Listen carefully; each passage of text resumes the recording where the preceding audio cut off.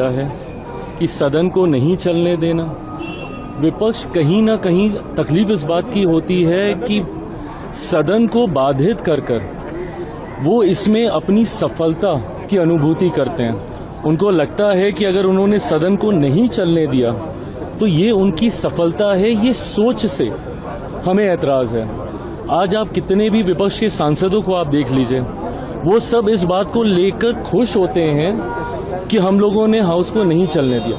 सदन को नहीं चलने देना, बाधित करना, चर्चा नहीं होने देना, डिबेट्स नहीं होने देना, यंग मेंबर ऑफ पार्लियामेंट्स को, स्पेशली जो फर्स्ट टाइमर्स हैं, मेरी पार्टी में कई फर्स्ट टाइमर्स हैं, आपने उनको 0 आवर में नहीं बोलने दिया, उनको कोई प्रश्न नहीं पूछने दिया, और उसके बाद आज आप इसको एक तमगे की तरह लेकर आप जनता के बीच जा रहे हैं कि देखिए हमने हाउस को नहीं चलने दिया।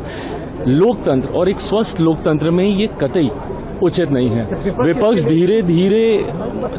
धीरे धीरे आदत ही खो रहा है सदन में बैठने की, अब इनकी प्रैक्टिस में ही नहीं रहा है। और अगर इसी तरीके से चलता रहा तो मैं मानता हूं कि 2029 आते आते देश का विपक्ष की वजह से बहुत ज्यादा नुकसान होगा, क्योंकि जो चर्चाएं यहाँ पर होनी चाहिए वो नहीं हो पाएंगी। विपक्ष इसके लिए सत्ता पक्ष को जिम्मेदार ठहरा रहा है। देखिए, सत्ता पक्ष ने जितना प्रयास किया, और ये आप सबके सामने है, आप एक जगह बता दीजिए जहां पे ह्यूमिलिटी के साथ हमने, हमारी सरकार ने, हमारे पार्लियामेंट्री अफेयर मिनिस्टर ने निरंतरता में रोज प्रयास किया।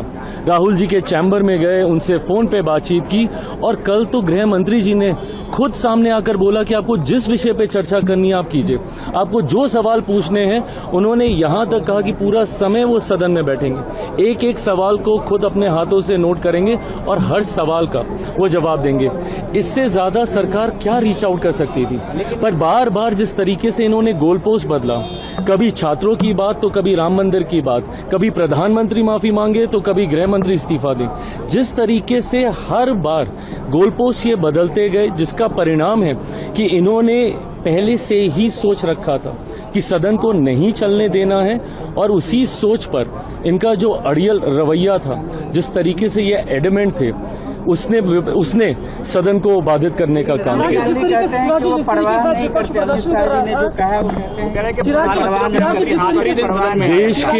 देश के गृह मंत्री हैं वो, अगर आपकी शिकायत उनसे है तो जवाब भी आपको उन्हीं से ही सुनना होगा ना। आप पहले बोलते हैं कि वो आए सदन में, जवाब दें, चर्चा कराएं, जब कल वो तैयार हैं, सामने से आ रहे हैं, अब कराते तो चर्चा, सुनते क्या कहने के लिए है? सरकार अपना पक्ष रखती है, आप अपना पक्ष रखते, दोनों पक्ष सामने आते, जनता उस पर फैसला करती कि किसके पक्ष के साथ जनता अपने आप को जोड़कर देखती है। पर जैसा मैंने कहा कि विपक्ष की मंशा ही कभी नहीं रही हंगामा खड़ा करना एकमात्र इनका मकसद था। कि जिस तरीके से आज विपक्ष प्रदर्शन कर रहा था, बंदर और प्रधानमंत्री 56 इंच के सीने, इस तरीके से नारे कर रहा था, कटाक्ष करता, उनका पलित शब्द का उपयोग कर रहा था, क्या कहेंगे? सब चुने हुए सांसद हैं, सब जनप्रतिनिधि हैं, ऐसे में क्या ये परंपरा, इस तरीके के उदाहरण आप देश की जनता के सामने रखना चाहते हैं? आपको शिकायतें होंगी, लाख शिकायतें होंगी, पर उन शिकायतों का कतई ये मतलब नहीं है कि इस तरीके से पर्सनल अटैक किए जाएं। प्रधानमंत्री, सरकार पर, गृह मंत्री पर जब आप ऐसे पर्सनल अटैक करते हैं तो कहीं ना कहीं उसमें आपके मुद्दे खो जाते हैं। आप नीति पे सवाल कीजिए ना, जितनी आपकी चिंताएं हैं पूछिए, सरकार मौजूद है यहाँ पर, हर सवाल का जवाब देने के लिए हम लोग तैयार हैं।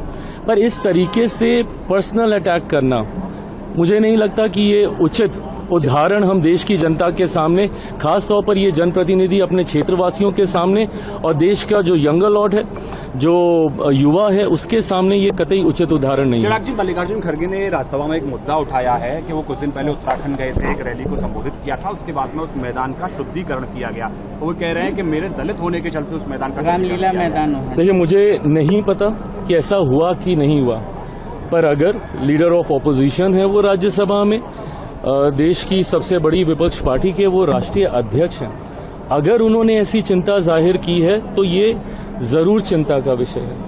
और आज भी हकीकत है, और अफसोस की बात यही है कि आज भी कई बार ऐसे उदाहरण सामने आते हैं जहां दलित पृष्ठभूमि होने की वजह से आपके साथ भेदभाव किया जाता है।